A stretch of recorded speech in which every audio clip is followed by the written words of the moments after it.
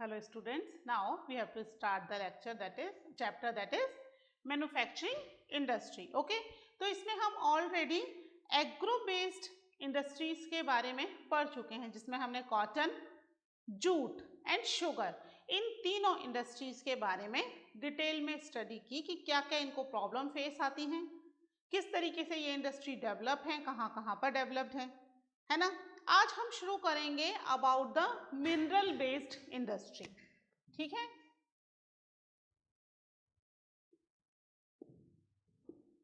Mineral based industry.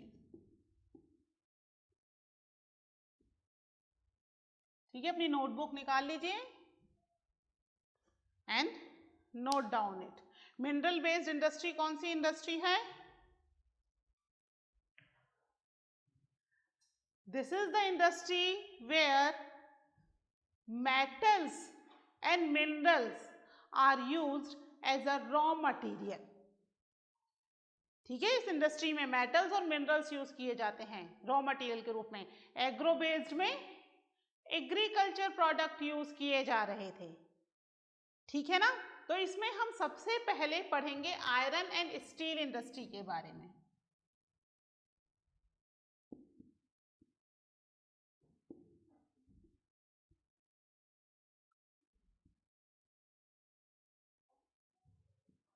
ठीक है, इससे पहले आप इसकी डेफिनेशन लिख लीजिए।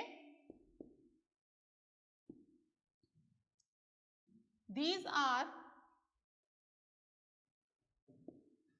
used minerals and metals as raw materials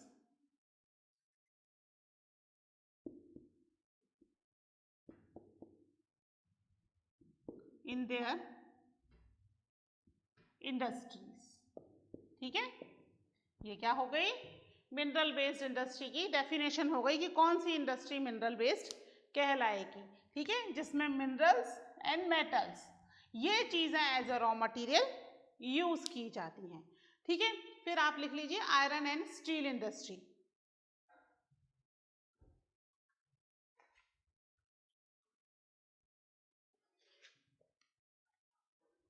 iron और स्टील इंडस्ट्री जो है it is one of the basic industry. हमने पढ़ा था ना बेसिक एंड की इंडस्ट्री कौन सी होती है? Basic and key industry which provide the support या raw material to the other industries, है ना। डायरेक्ट यूज में ना आकर के दूसरी इंडस्ट्रीज को सपोर्ट करती है या उनको रॉ मटेरियल्स प्रोवाइड करती हैं। ठीक है, तो ये एक बहुत ही इंपॉर्टेंट इंडस्ट्री है जो कि दूसरी इंडस्ट्रीज को बेस प्रोवाइड करती है। ठीक है, बेसिक इंडस्ट्री है ये। और ये जो गुड्स हैं इसके गुड्स हर एक तरह के प्रोडक्शन में काम आते हैं। इंजीनियरिंग गुड्स बनाती है, इलेक्ट्रिक गुड्स बनाती है। ठीक है, इसके अलावा मेडिकल, टेलीफोन, साइंटिफिक इक्विपमेंट्स, है ना, एग्रीकल्चर टूल्स, सब में आयरन एंड स्टील इंडस्ट्री का कंट्रीब्यूशन होता ही है। ठीक है, इंडिया में सबसे पहले TISCO Tata iron and steel industry setup की गई थी बिफोर इंडिपेंडेंस, है ना। उससे पहले तक सारा टाटा आयरन और स्टील जो है वो बाहर से आता था, इंडिया में तो जरूरत ही नहीं थी। ब्रिटिशर्स ने जब यहाँ रेलवे लाइंस सेटअप करना शुरू किया तब जरूरत पड़नी शुरू हुई। और फर्स्ट वर्ल्ड वॉर के समय जो टिस्को है इट बिकम मोर फ्लरिश, क्योंकि Britishers were busy in the world war, they were not able to bring that raw material from the Britain. तो फिर वो यहाँ से ही उन्हें रॉ मटेरियल लेना मजबूरी हो गई इंडिया के अंदर प्रोडक्शन या जो कंस्ट्रक्शन चल रहा था उसको फुलफिल करने के लिए। इवन उन्हें अपनी कंट्री के लिए भी मटेरियल्स चाहिए थे तो वो इंडिया से ही लेते थे, क्योंकि उस समय वॉर के समय उनकी खुद की कंट्री में प्रोडक्शन वॉज क्लोज, है ना। People were busy in the first world war and second world war, कुछ टाइम बाद ही सेकेंड वर्ल्ड वॉर हो गया था। ठीक है, तो इंडिया में ये इंडस्ट्रीज जो है उस समय काफी फ्लरिश होनी शुरू हो गई थी। ठीक है, तो Tata iron and steel industry के बारे में हम कुछ इंपॉर्टेंट पॉइंट्स लिख लेते हैं। ठीक है, Tata iron and steel industry मैंने आपको बता दिया, it's a base industry for the other industry, है ना, बेसिक इंडस्ट्री है, की इंडस्ट्री है। लिखिए इसके अंदर फर्स्ट पॉइंट लिखिए, it is the basic industry for heavy, medium and light industry, है ना, लाइट वेट इंडस्ट्री कर लीजिए या तो। ठीक है, किस तरह की मशीनरी चाहिए इस पर डिपेंड करता है कि हैवी है, मीडियम है या लाइट इंडस्ट्री है। ठीक है, नेक्स्ट इसमें लिखिए, steel is needed manufacture a variety of engineering goods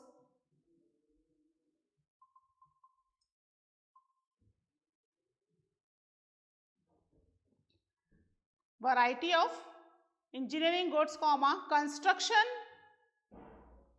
materials, defense, medical, telephonic, scientific equipments and a variety of consumer goods। ठीक है, इन सब में स्टील का यूज किया जाता है। ये स्टील कैसे बनती है अभी हम इसकी पूरी प्रोसेसिंग पढ़ेंगे कि how the iron and still it is processed, किस तरीके से इनको बनाया जाता है।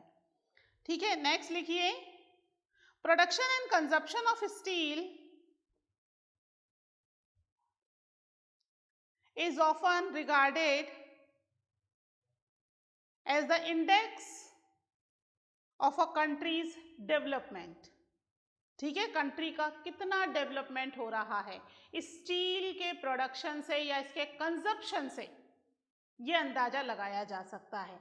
क्योंकि किसी भी तरह का कंस्ट्रक्शन होगा then they needed the steel and iron, किसी भी तरह के साइंटिफिक इक्विपमेंट्स बनेंगे तो आयरन एंड स्टील की जरूरत पड़ेगी, है ना, किसी भी तरह के दूसरे इक्विपमेंट्स मिलेंगे, चाहे वो मेडिसिन हो या डिफेंस हो, है ना, टेलीफोनिक इक्विपमेंट्स हो, then again it needed the iron and steel, है ना। सभी इंडस्ट्री में इसका यूज हो रहा है। इसका मतलब किसी भी कंट्री में अगर आयरन स्टील का प्रोडक्शन और कंजप्शन दोनों ही बहुत ज्यादा होता है, इसका मतलब वो कंट्री बहुत तेजी से डेवलप हो रही है।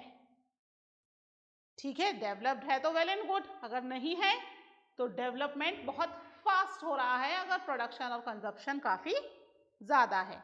ठीक है, नेक्स्ट लिखिए इसमें,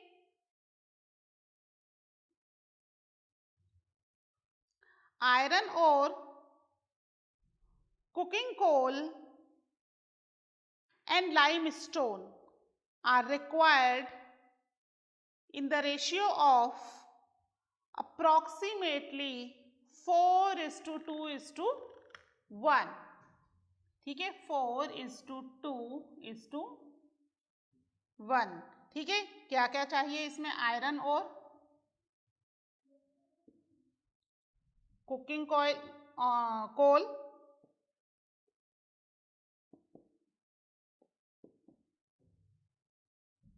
एंड लाइमस्टोन। ठीक है, ये इनका रेशो रहता है। इसके अलावा एक और मटेरियल की जरूरत पड़ती है, लिखिए इसमें next, some quantities of manganese are also required to harden the steel. Steel को हार्ड करने के लिए क्या चाहिए, मैंगनीज चाहिए। ठीक है,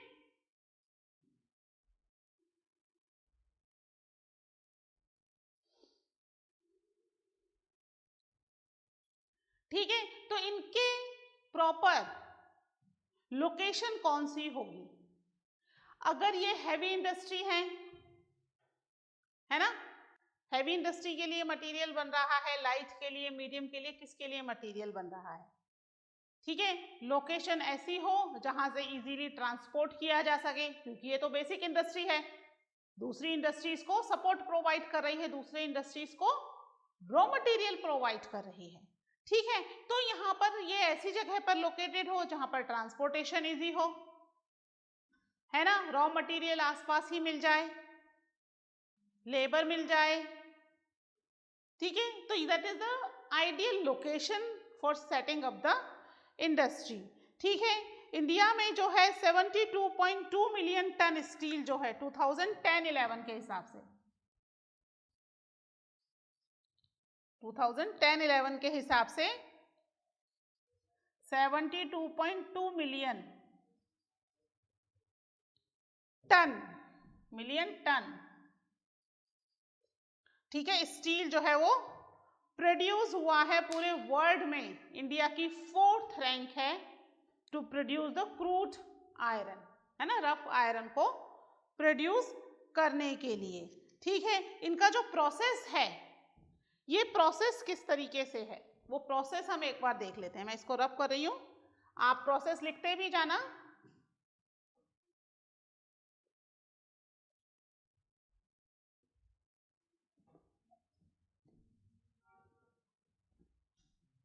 बुक भी ओपन कर लो, बुक में प्रोसेस बना हुआ है ना।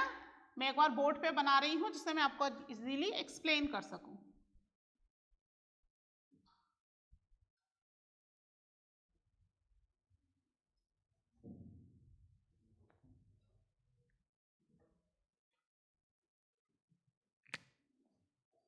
क्या पढ़ रहे हैं हम?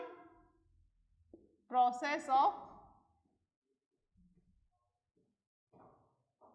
मैन्युफैक्चरिंग स्टील, है ना, स्टील को मैन्युफैक्चर करने का हम प्रोसेस पढ़ रहे हैं।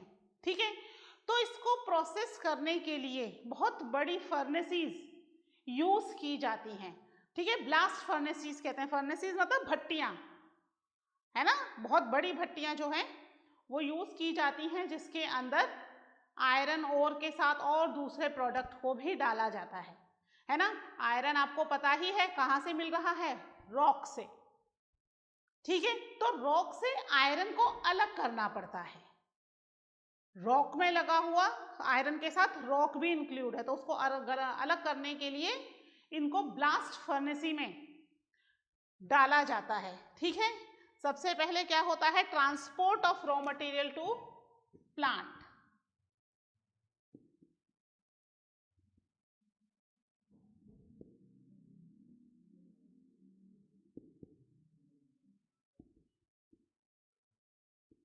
ठीक है, इनको सबसे पहले ट्रांसपोर्ट किया जाता है रॉ मटेरियल्स को प्लांट की तरफ, जहां पर भी ये रॉ मटेरियल मिल रहे हैं। उसके बाद इनको ब्लास्ट फर्नेसी में डाला जाता है।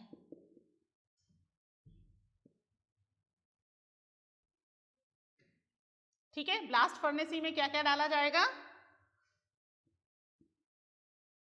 आयरन ओर, जो कि ब्लास्ट फर्नेसी में डालने के बाद क्या हो जाएगा, मेल्ट हो जाएगा। ठीक है, इसके बाद इसके अंदर लाइम स्टोन डालेंगे,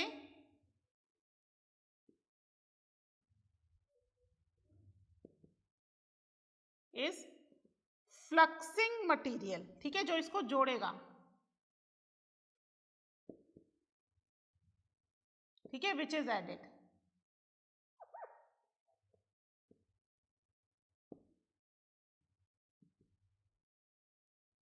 इसके बाद इसके अंदर स्लैग, इसको स्लैग को रिमूव करेंगे। स्लैग क्या होता है, आयरन ओर से रॉक को, है ना, जो रफ चीजें हैं उसको रिमूव किया जाएगा स्लैग को, और उसके बाद इसमें कोक, ठीक है, कोकिंग कॉइल देखा था ना, इज बर्न्ड, उसको बर्न किया जाएगा, burn to heat the ore, जिससे ओर को और भी ज्यादा हीट किया जा सके। ठीक है, आयरन ओर डाला, लाइम स्टोन डाला, स्लैग को सेपरेट किया, इसको अलग किया है।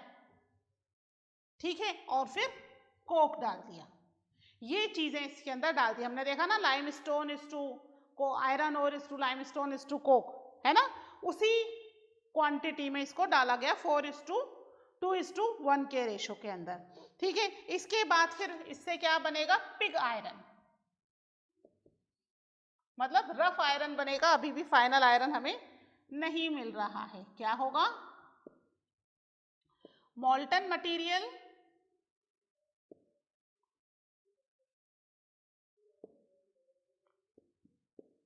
poured into mold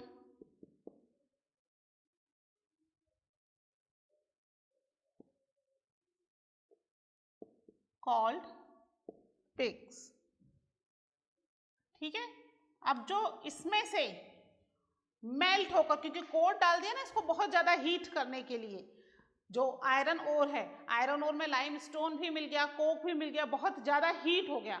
फिर अब जो मेल्ट होकर के आयरन आ रहा है, ठीक है, उस मॉल्टन मटेरियल को कई सारे अलग अलग मोल्ड में, अलग अलग शेप में डाल दिया गया। That is known as the pigs. उसको पिग आयरन कहते हैं। अभी भी रफ आयरन है, ठीक है, स्टील नहीं बना, हम तो स्टील की मैन्युफैक्चरिंग कर रहे हैं, ठीक है।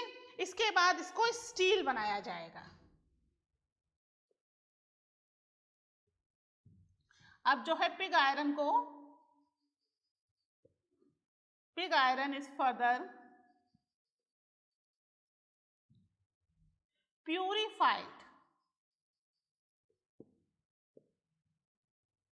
purified by melting and oxidized। ठीक है, melting and oxidize the impurity. Impurity मतलब अब उसकी जो खराब चीजें हैं वो इनको मेल्ट करके निकाल दी। ठीक है, अब इसके बाद इसमें मैग्नीज डाला। हमने पढ़ा था ना, मैग्नीज जो है वो क्या कर रहा है? हार्डन कर रहा है। मैग्नीज डाला, मैग्नीज के साथ थोड़ा सा निकल एंड क्रोमियम आर एडेड। ठीक है, इतना आइटम और ऐड किया गया। ठीक है, क्या क्या किया गया? पिग आयरन, इसको फिर प्यूरिफाई करने के लिए मेल्ट किया गया, ऑक्सीडाइज्ड किया गया, और इम्प्योरिटीज, यानी अगर अभी भी कुछ इम्प्योरिटीज बची हुई हैं वो सब इसमें से निकाल दी गई।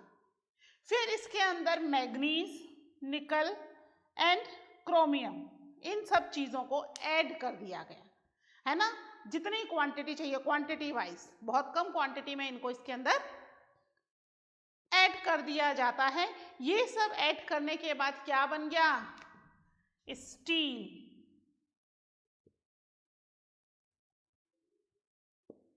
ये सब ऐड करने के बाद फाइनली स्टील बन जाएगा।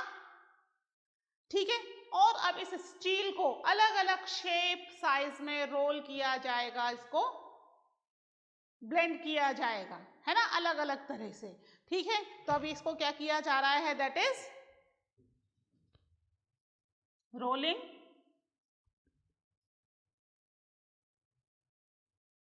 Pressing, casting and forging. ठीक है, क्योंकि अब क्या बन गया है? स्टील इससे बन चुका है। ठीक है, यानी अब इसको क्या किया जा रहा है? शेप किया जा रहा है मेटल में, शेपिंग मेटल। ठीक है, मेटल को शेप किया जा रहा है। ठीक है, तो दिस इज द प्रोसेसिंग। ठीक है, एक बार और देख लेते हैं। सबसे पहले तो ट्रांसपोर्टेशन होगा, प्लांट में लाया जाएगा जहां पर ऑलरेडी ब्लास्ट फर्नेसीज, बड़ी बड़ी भट्टियां लगी हुई हैं, जहां पर इस आयरन ओर को सबसे पहले तो मेल्ट कर दिया जाएगा।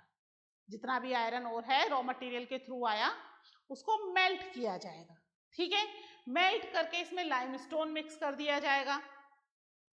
ठीक है, लाइमस्टोन मिक्स करने के बाद आयरन ओर के जो स्लैग है, स्लैग मतलब ये जो था रॉक में था, है ना, रॉक में से इसको निकाला है तो रॉक को अलग कर देंगे, आयरन ओर को अलग कर देंगे, तो स्लैग को इसमें से रिमूव कर लिया जाएगा, इसको एक्सट्रैक्ट कर दिया जाएगा, और उसके बाद कोक ऑयल, कोल इसके अंदर डाल दिया जाएगा। कोक कोल को क्यों डाला जा रहा है?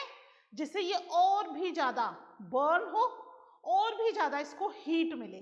जितनी ज्यादा हीट मिलेगी उतना ही ज्यादा आयरन प्यूरिफाई होकर के निकलेगा। तो अब ये प्यूरिफाई होकर के निकला, ठीक है, that is known as pig iron. ये मोल्टन मटेरियल जो है अलग अलग तरह के मोल्ड होते हैं, है ना, अलग अलग शेप्स में इसको डाल दिया, ठीक है, पिग आयरन हो गया ये। इसके बाद इस पिग आयरन को फिर प्यूरिफाई किया जाएगा, यानी एक बार फिर इसको ब्लास्ट फर्नेसी में डाल करके मेल्ट किया जाएगा, प्यूरिफाई किया जाएगा और ऑक्सीडाइज्ड किया जाएगा, जिससे जो बची हुई इम्प्योरिटी थी, पहले इम्प्योरिटी यहां पर निकाल दी in the shape of the slag, है ना, इम्प्योरिटीज पहले निकाल दी हैं, फिर भी कुछ इम्प्योरिटी बची तो एक बार फिर इम्प्योरिटीज को इससे अलग कर दिया जाएगा। अब स्टील बनाने का काम शुरू होगा। अभी तक तो ये आयरन था, स्टील बनाने के लिए इसमें मैग्नीज, निकल एंड क्रोमियम, इनको भी ऐड कर दिया जाएगा। ये सब ऐड होने के बाद अच्छी खासी तेज आंच पर ब्लास्ट फर्नेसी के अंदर मेल्ट होंगे, मिक्स होंगे, और फिर अब जो निकल कर आया दैट इज द स्टील, है ना, इस प्रोसेस से स्टील बन गया। अब उस स्टील को अलग अलग मेटल के शेप में बनाया जाएगा। क्या चीज रिक्वायर्ड है ना, स्टील के यूटेंसिल्स चाहिए, स्टील की रॉड चाहिए, ठीक है, क्या चीज चाहिए, उसी हिसाब से इनको रोलिंग, प्रोसेसिंग, कास्टिंग और फॉर्जिंग इनकी की जाएगी, इनको शेप किया जाएगा, अलग अलग शेप में इसको बना दिया जाएगा। फाइनली हमें क्या मिल गया यहाँ पर, स्टील जो है that we get from the whole process. ये प्रोसेस स्टील मैन्युफैक्चरिंग का है। आप एक बार इसको प्रॉपरली अपनी नोटबुक में बना लीजिए, ठीक है, उसके बाद हम इसके बारे में कुछ और पॉइंट्स लिखते हैं।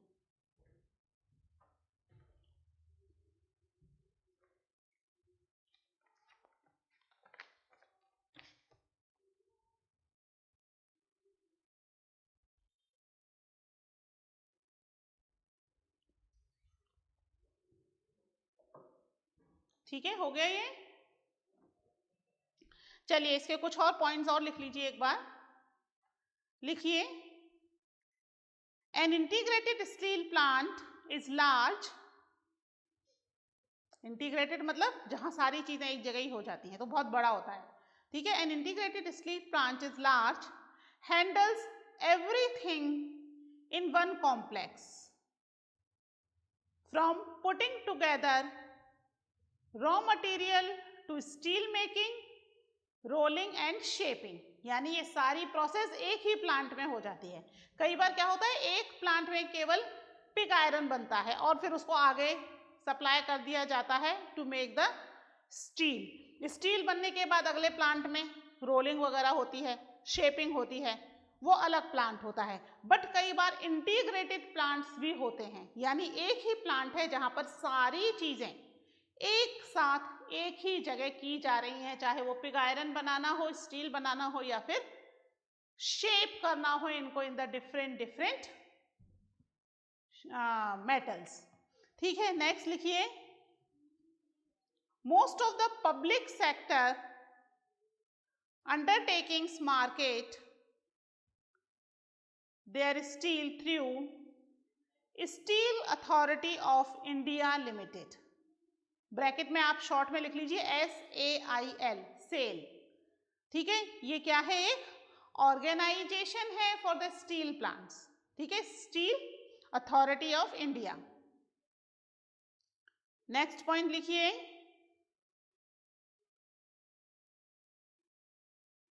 इन 1950s China and India produce almost same quantity of steel, but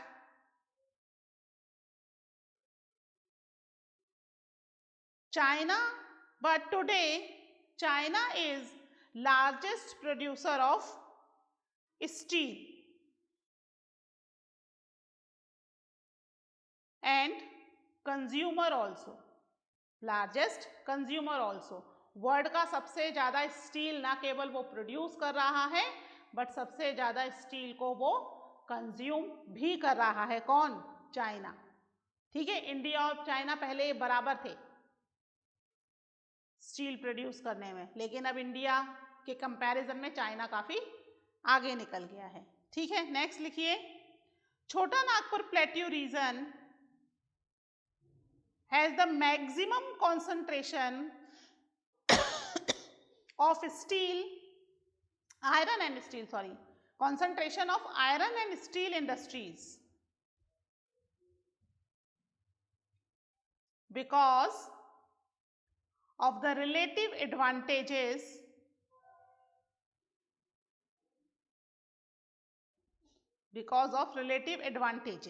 ठीक है, डैश करके एडवांटेज लिख लीजिए नीचे 1 2 3 डाल के। फर्स्ट लिखिए, लो कॉस्ट ऑफ आयरन और छोटा नागपुर में क्यों है ज्यादा आयरन एंड स्टील की इंडस्ट्रीज, है ना। रिलेटिव एडवांटेजेस डैश करके फर्स्ट लिखिए, लो कॉस्ट ऑफ आयरन और, क्योंकि वहां पर ही क्या है, बहुत सारी माइंस है आयरन ओर की, तो लो कॉस्ट पड़ जाती है आयरन ओर की। सेकेंड लिखिए, high grade raw material in proximity, बहुत ज्यादा अच्छी क्वालिटी का रॉ मटेरियल वहां मिलता है। नेक्स्ट लिखिए, third point, cheap labour and vast growth potential in the home market. ठीक है, चीप लेबर मिल रही है and the last vast growth potential in the home market. Home market भी बहुत बड़ा है वहां पर। ठीक है, यानी इंडिया में ही काफी ज्यादा ये कंज्यूम हो जाता है। ठीक है, ये तो हुआ इसके बारे में। अब कुछ प्रॉब्लम्स भी हैं which is faced by the steel and iron industries. ठीक है, वो प्रॉब्लम्स भी लिख लेते हैं, नेक्स्ट हेडिंग डाल लीजिए, problems faced by the iron and steel industry are, dash करके फर्स्ट पॉइंट डालिए,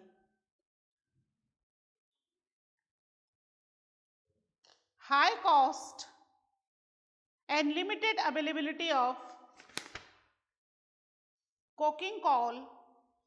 ठीक है, कुकिंग कोल जो है वो बहुत ही कम लिमिटेड मिलता है और उसकी जो है कॉस्ट भी ज्यादा है। नेक्स्ट पॉइंट लिखिए, second point, lower productivity of labour. ठीक है, इतना ज्यादा लेबर प्रोड्यूस नहीं कर पा रहे जितना वो कर सकते हैं, तो पुअर लोअर प्रोडक्टिविटी है। नेक्स्ट लिखिए, third point, irregular supply of energy, है ना, कंटिन्यू इलेक्ट्रिसिटी प्रोवाइड नहीं हो पा रही, इररेगुलर सप्लाई ऑफ एनर्जी। और लास्ट लिखिए फोर्थ नंबर पे, पुअर इंफ्रास्ट्रक्चर, यानी कि इंफ्रास्ट्रक्चर भी उतना अच्छा नहीं है जितना इनके प्रोडक्शन के लिए होना चाहिए। ठीक है, यही रीजन है कि कई बार इंडिया जो है गुड क्वालिटी का स्टील बाहर से भी इंपोर्ट करता है, अपने यहाँ तो करता ही है, बाहर से भी इसको इंपोर्ट करना पड़ता है, क्योंकि लिबरलाइजेशन और फिर जो टैक्स बैरियर्स हटे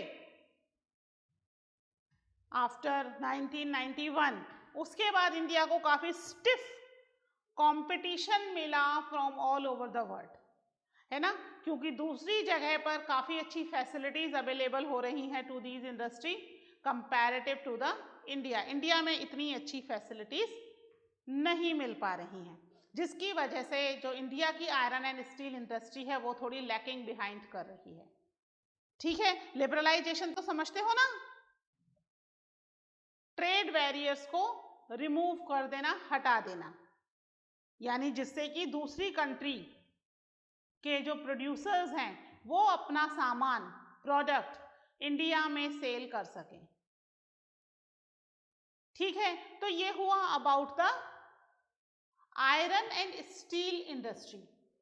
ठीक है, ये स्टील का आप डायग्राम अच्छे से बना लेना और इसको एक बार अच्छे से लर्न भी कर लेना। कई बार स्टील प्रोडक्शन आ जाता है तो आप खाली ये डायग्राम बनाओगे, दैट इज सफिशिएंट, है ना। तो आज के लेक्चर में इतना ही। नेक्स्ट लेक्चर में हम पढ़ेंगे मिनरल बेस्ड इंडस्ट्रीज के और भी दूसरे इंडस्ट्रीज, और कौन कौन सी इंडस्ट्रीज हैं मिनरल बेस्ड में। ठीक है, till then take care, bye.